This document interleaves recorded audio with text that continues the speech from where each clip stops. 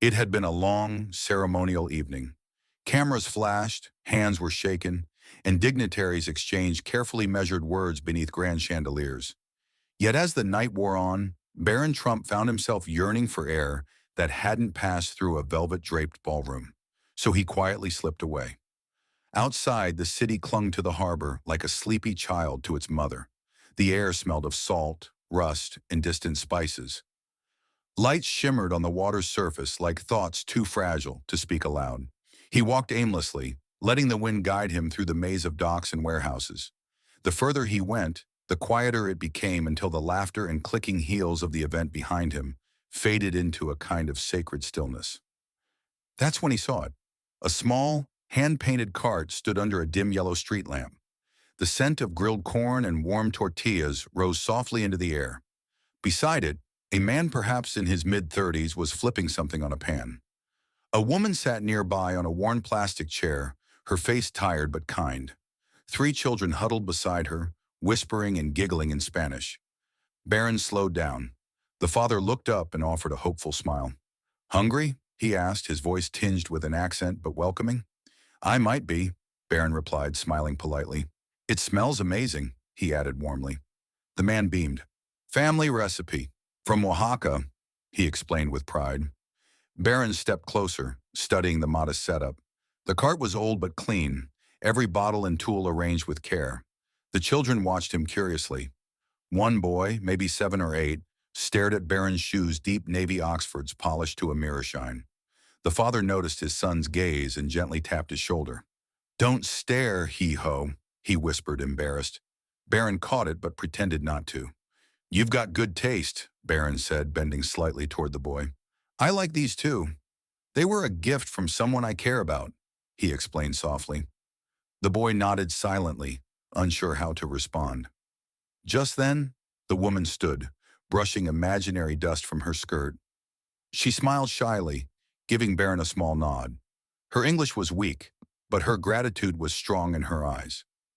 "I'm Barron," he said, extending his hand gently to the man. The man hesitated.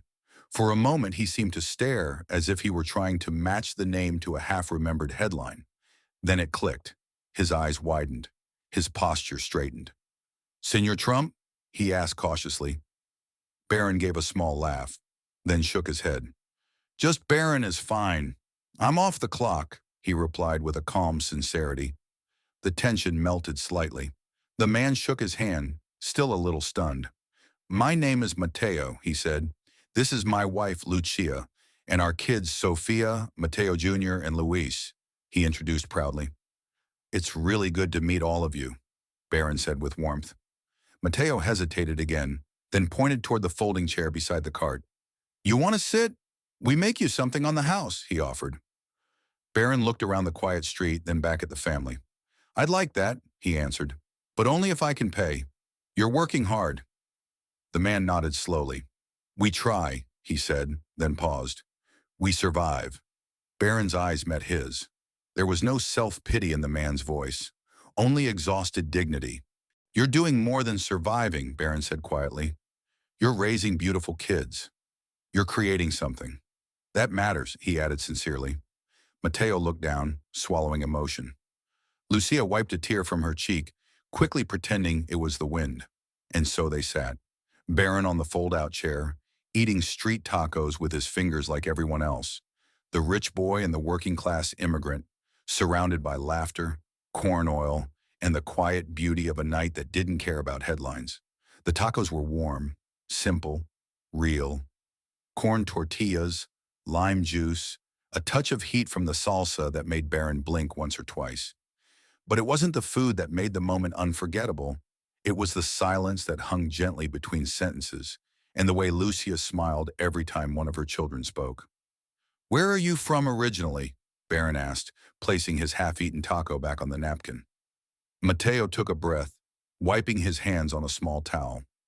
"Oaxaca, south of Mexico, beautiful mountains. Hard life," he explained, his eyes both proud and tired. Barron nodded slowly. "And now you're here. How long have you been in the States?" he asked curiously. "Almost 8 months," Mateo replied. "We crossed 3 countries, Guatemala, Honduras, then Mexico again, all the way to the north, he explained, glancing at his wife. We walked, we waited, we prayed, he added. Lucia, though mostly silent, placed her hand gently on her husband's knee, a simple gesture of shared memory. Were you detained at the border? Barron asked gently. Mateo nodded. Yes, for many weeks. A tent. Cold at night, hot in the day. But we stayed. For them, he said, tilting his head toward the children. We had no choice. There was no anger in his voice, only weariness. Barron looked at the kids.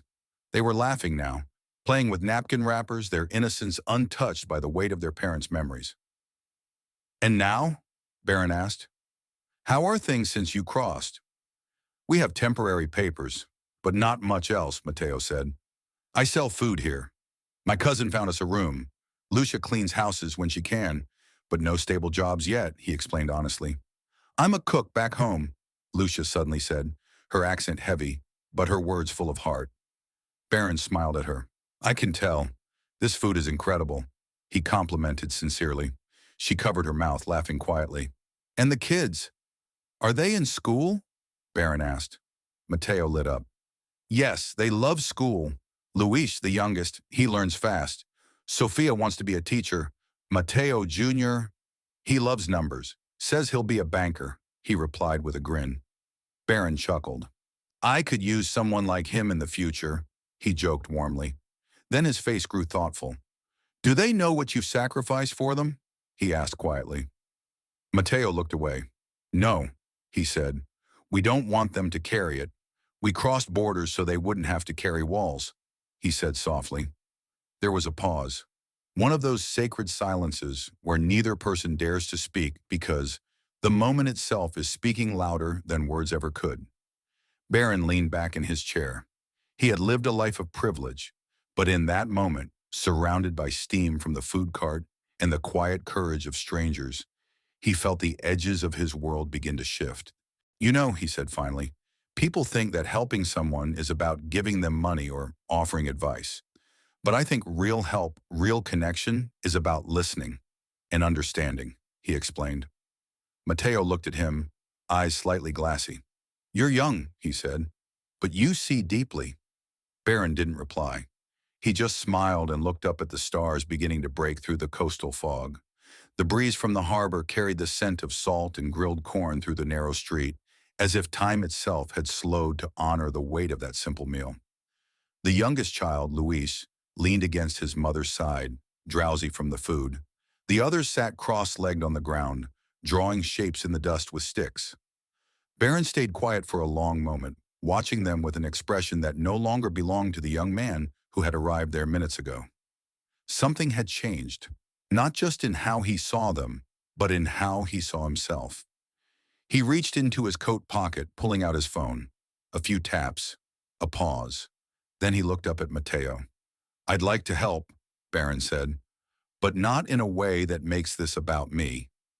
Mateo frowned slightly. You've already helped more than you know, he replied with gratitude. Barron shook his head. This is different, he said. I know someone who runs a community kitchen and job training program 2 blocks from here. They're always looking for people who actually care about the work. You're already doing this with heart. I'll call her tonight, he explained. Mateo blinked. Are you serious? He asked cautiously. I don't say things I don't mean, Barron replied calmly. Lucia covered her mouth again, but this time tears were shining behind her glasses. It's not charity, Barron clarified. It's a recognition of what already exists here. Discipline, dignity, and talent. You deserve a shot at something more permanent, he added. Mateo stood slowly, as if uncertain whether to believe what he was hearing. Why would you do this? He asked softly. Barron stood too, his expression unreadable for a moment. Then he looked around the cart, the family, the night. Because the world I come from needs to be reminded what humanity looks like when it hasn't been edited or dressed up for cameras, he answered honestly. And because I needed to see it too. There was a pause, broken only by the sound of a faraway boat horn. I don't want to be someone who walks through a city and doesn't see its people, Barron continued. You fed me. Not just food, but perspective. This is me returning the favor, he added. Mateo stepped forward and offered his hand, not as a gesture of thanks, but as an equal. No one ever stopped here before, he said, and no one ever asked our story. Barron took his hand. Then let's make this stop matter, he replied. As they shook hands, the porch light above the taco cart flickered, casting a soft glow on their joined palms, one calloused by work, the other by expectation. The moment passed without applause, without witnesses, and yet it echoed louder than any speech Barron had ever heard in the halls of power. Later that night, as Barron returned to his hotel suite overlooking the marina, he didn't immediately go inside. He stood on the balcony, his hands resting on the railing, watching the moon trace a silver path across the black waters. He thought of Luis's sleepy eyes, of Lucia's quiet pride, of Mateo's trembling voice when he spoke about surviving, not living, and he remembered the unspoken fear behind their resilience. He realized something unsettling. He had always believed power came from speech, position, or wealth, but tonight proved otherwise. Power was sometimes disguised as a food cart, parked in a quiet alley, as a mother's steady hands, as a father's weary hope, as a child's unspoken wish. And as he leaned against the cool metal, he whispered to no one in particular, "They gave me a gift tonight, a gift no one saw coming, not a photo opportunity, not a headline, but something harder to explain.